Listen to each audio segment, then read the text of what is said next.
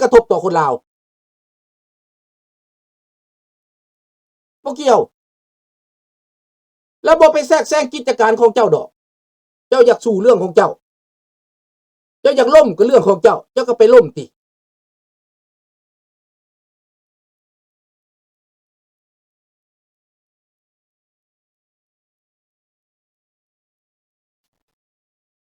ลุงกำลังให้ความเข้าใจว่าราชวงศ์ลาวสำคัญกับประเทศลาวสำคัญการต้อนรับลาวนี้ราชวงศ์ลาวบ่ได้สอราชบังหลวงราชวงศ์ลาวอยู่กินแบบพอเพียงเฮ็ดไร่เฮ็ดนาตัวเองกินเป็นแบบอย่างที่ราชวงศ์ลาวแต่ละรุ่นน่ะต้องเป็นแบบนี้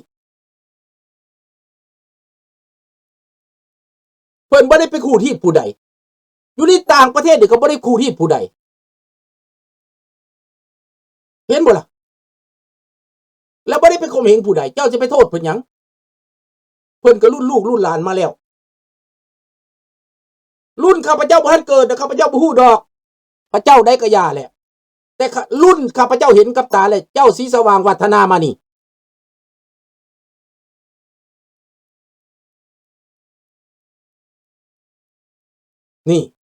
จะต้องเบิ่งตัวนี้เบิ่งปัจจุบันนี่นะและก็บ่ทันเป็นอดีตนะเป็นประวัติซื่อๆบ่เป็นอดีต75มานี่ข้าพเจ้าบ่แม่นว่าประวัติศาสตร์ได้ข้าพเจ้าว่าอดีตแม่นปัจจุบันและผ่านมาซื่อๆได้มันบ่แม่นอดีตเด้เรื่องกำลังเกิดเหมือนนักสงครามยุโรปครั้งที่2โลกครั้งที่2ในยุโรปเลย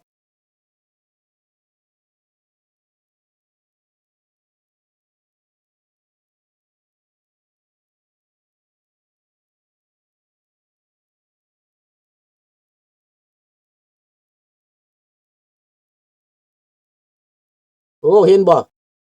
มึงบ่ต้องมาฟังดอกบักพานไปซะ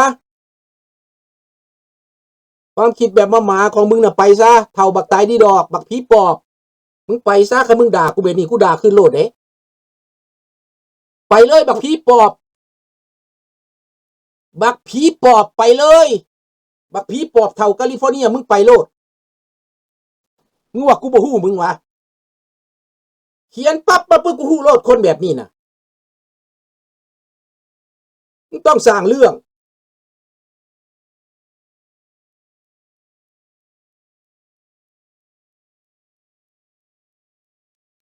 ไปเลยบ่ต้องมาพังบักผีปอบบักผ่านดวงดารามึงไปเลยบักเท่า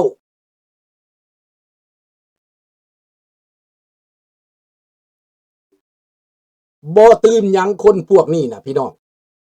แม่นพวกมันนี่แหละคนล่มนั่นแม่นพวกมันนี่แหละต่อต้านนั่นและมันมาแทรกแซงในต่างประเทศแทรกแซงอยู่ทุกบอนทุกที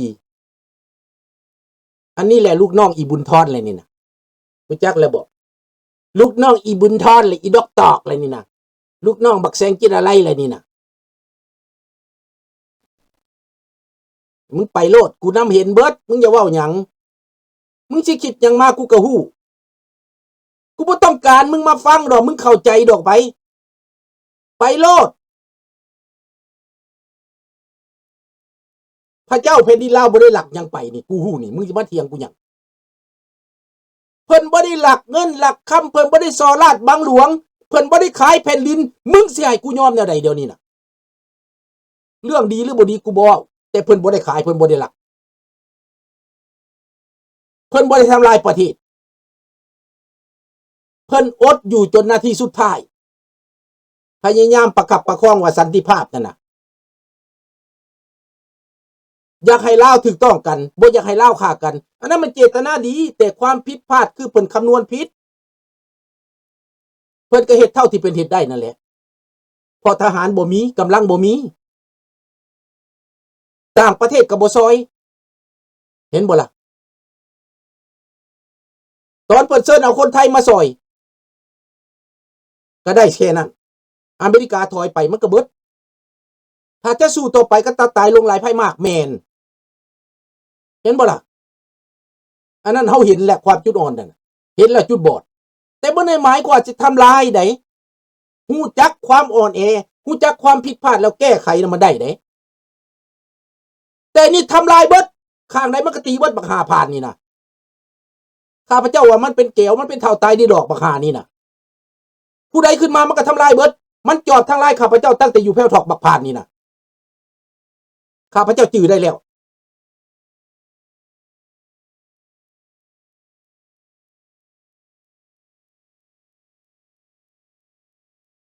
มันสิมาชี้ทางให้กระลอกวะ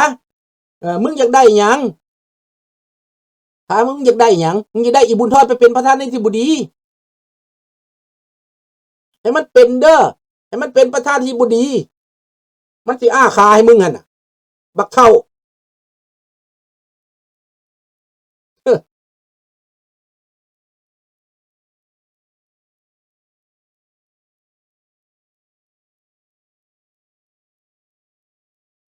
นั่นแหละพี่น้อง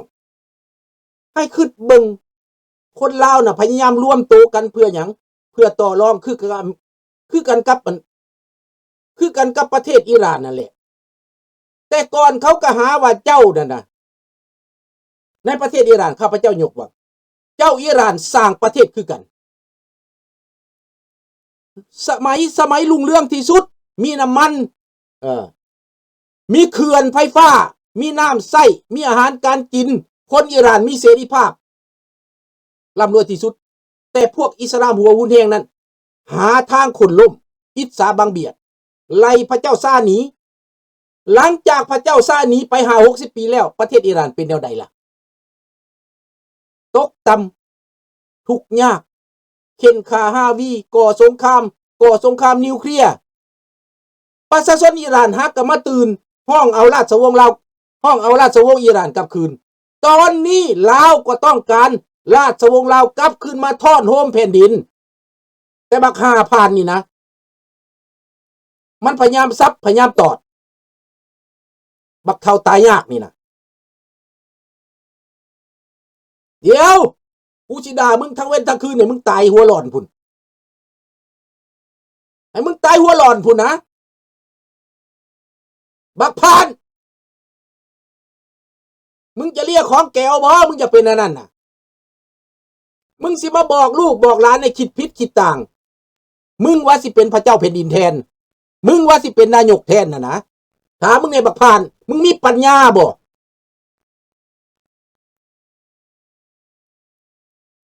การทอดโฮมคน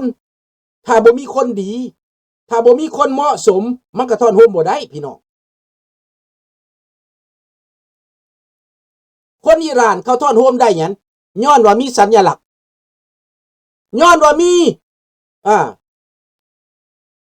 ปาลาวีผู้วันลูกพระเจ้าซ่านี่นะทอดโฮมนะ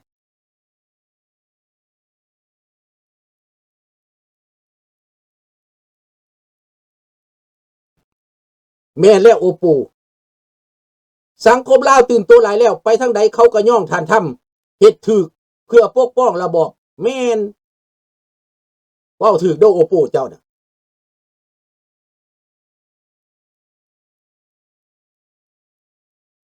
นี่แหละแต่วันนี้ได้ก็ตามเฮาบ่ให้มันอ้าปากได้พวกนี้นะพวกทำลายนี่นะ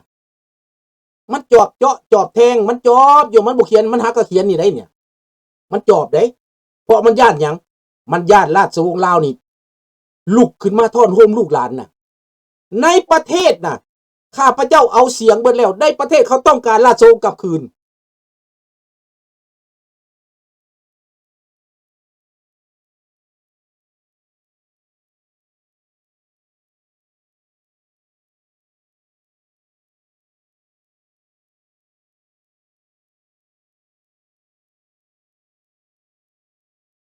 แม่นท่านสมคิด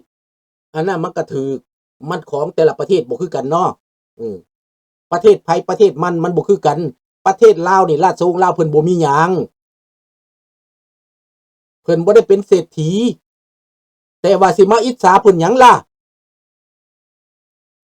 เพิ่นก็ถูกเป็นวิกติมคือเฮานี้เพิ่นก็ท่าถูกแกงคือเฮานี่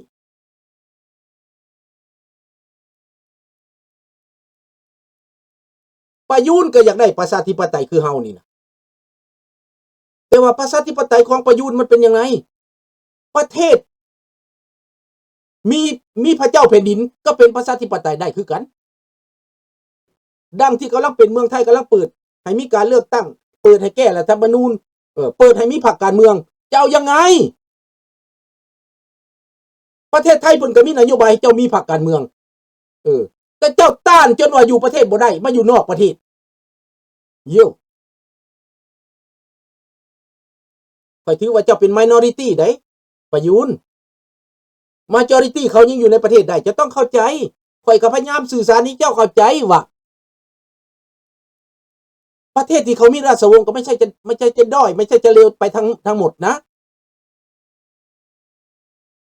ประเทศอังกฤษได้ล่ะประเทศสเปนได้ล่ะหลายประเทศเขาก็มีราชวงศ์เขาด้อยไหม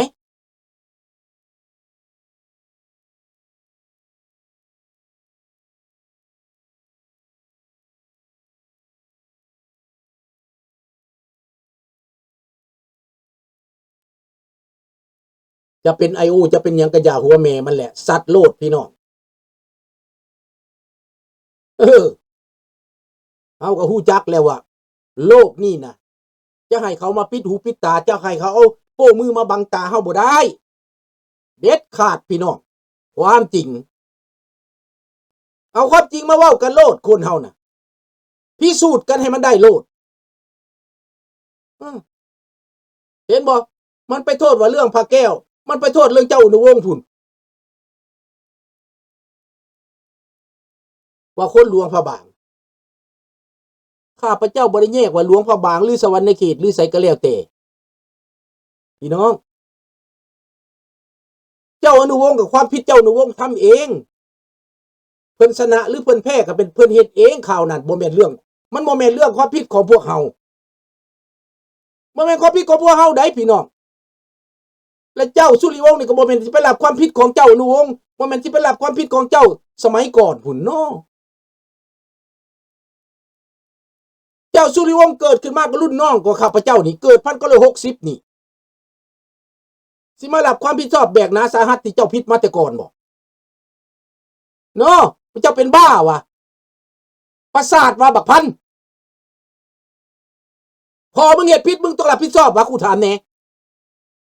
ความผิดของพ่อมึงของประตูมึงต้องแม่นลูกมึงบ่รับผิดชอบบักพันบักเว้นหาห้อยบักผีปอบบักหากินตับมึงขอโทษเด้อพี่น้องเท่าก็เท่าตายดีดอกติพุ่นสมัยตั้งแต่เฮาบ่เกิดพุ่น100 ปีก่อน200 ปีก่อนพุ่นยังมาสิทิ่มโทษใส่คนหากะเกิดนี่วะมึงเป็นบ้าวะ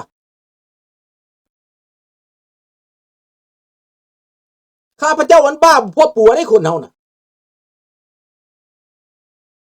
สมัยอนุวงศ์มึงเกิดแล้ววะมึงรู้จักแล้วว่าพระเจ้าอนุวงศ์เฮ็ดหยังมึงรู้จักแล้วว่าพระเจ้าหลวงพระบางเฮ็ดหยังถามแน่มึงท่านเห็นบ่มึงเห็นกับตามึงบ่มึงเห็นว่าพระแก้วบินไปวะกูถามมึงแน่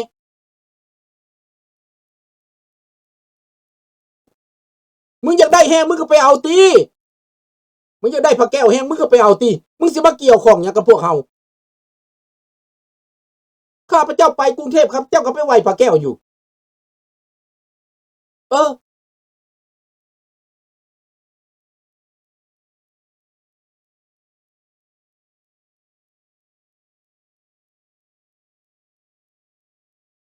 ลุง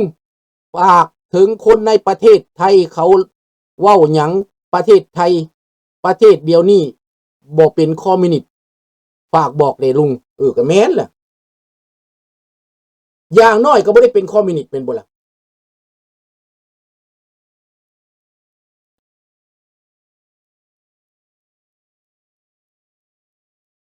ในสมัยก่อนน่ะนะข้าพเจ้าก็ไปเบิ่งดอกพระแก้วนี่ก็บ่แม่นของเฮาเฮ็ดนะเข้าใจบ่พระแก้วมรกตนั่นน่ะได้มาแต่พุ่นอินเดียผ่านมาหลายประเทศผ่านมาเขมรผ่านมาลาวผ่านมาไปไทยมันเป็นของรวมอันนี้นะของศาสนาสัญญามันบ่แม่นของลาวเฮาเคยจะอาจครอบครองมาแต่ไม่ใช่ของเราสร้างมา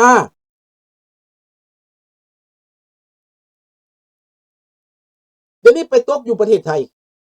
ก็แสดงว่าเพิ่นอยากอยู่เมืองไทยเชื่อเสียจังได อืม